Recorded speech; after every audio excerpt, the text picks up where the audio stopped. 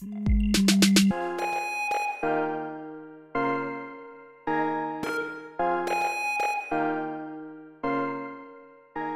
quoi les quartiers populaires? C'est là où se cumulent toutes les inégalités spatiales, d'aménagement du territoire, d'accès aux services publics, social, le chômage, la précarité, mais aussi la question des discriminations, qu'elles soient ethniques, entre guillemets, ou religieuses ou supposées religieuses. Ces quartiers souffrent de toutes ces inégalités. L'éducation, le sport, le logement, l'environnement, l'urbanisme, la sécurité, tout est laissé à l'abandon.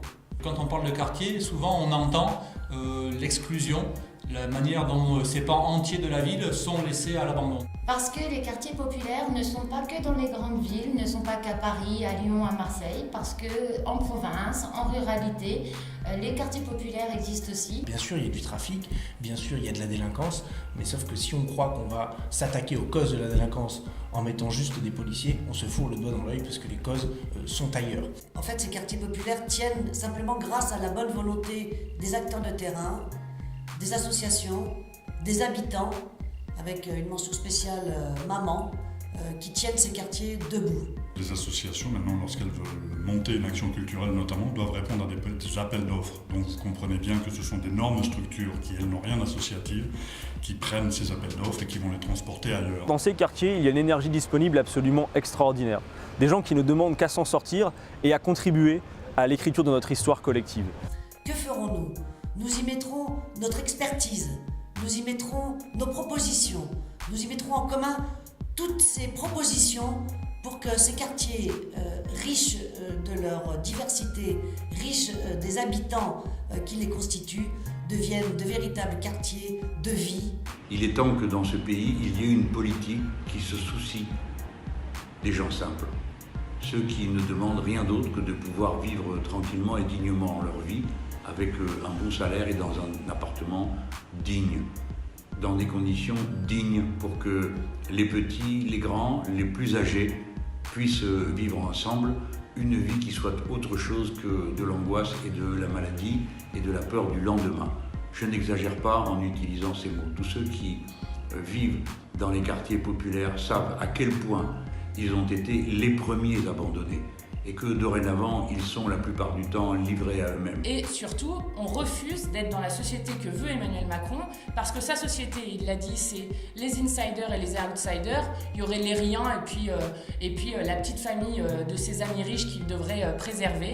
Et c'est pas possible de continuer à vivre comme ça. Donc, ensemble, convergeons pour trouver des solutions concrètes et dialoguons ensemble lors de ces rencontres nationales pour avancer vers l'égalité concrète des droits. Et moi, ce que j'espère d'un événement comme celui du 18 novembre, c'est qu'il permette de clarifier les revendications des quartiers populaires et de voir quelles sont les passerelles, quels sont les points de jonction, quels sont les ponts qui peuvent être tracés avec aussi les autres lieux populaires, c'est-à-dire les lieux populaires des zones rurales, des campagnes,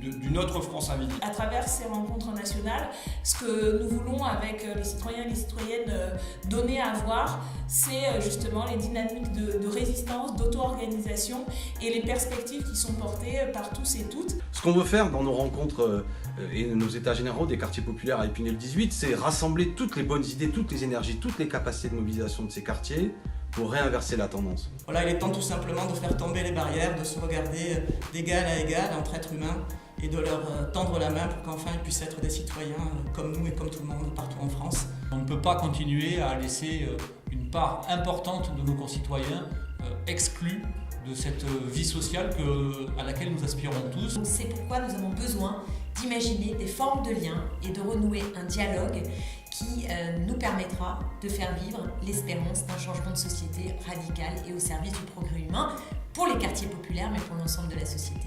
Et c'est avec justement ces citoyennes et citoyens que nous avons envie de construire quelque chose, nous, France Insoumise. On a envie d'être utile, d'être un outil d'émancipation. Je pense que ce sera un bon moment d'échange et de discussion pour faire remonter finalement la voix de ceux qu'on n'entend pas ou qui n'ont pas la parole et à qui souvent en plus on l'accapare. Venez nombreux pour qu'on en discute. Cette affaire nous concerne tous. C'est le peuple mobilisé, celui des quartiers populaires, qui apportera des réponses à ces problèmes. Je vous donne rendez-vous, c'est le 18 novembre de 10h à 19h, Jean-Luc Mélenchon sera là. Nous ferons un travail en ruche pour élaborer des propositions qui ensuite pourront servir à qui le veut.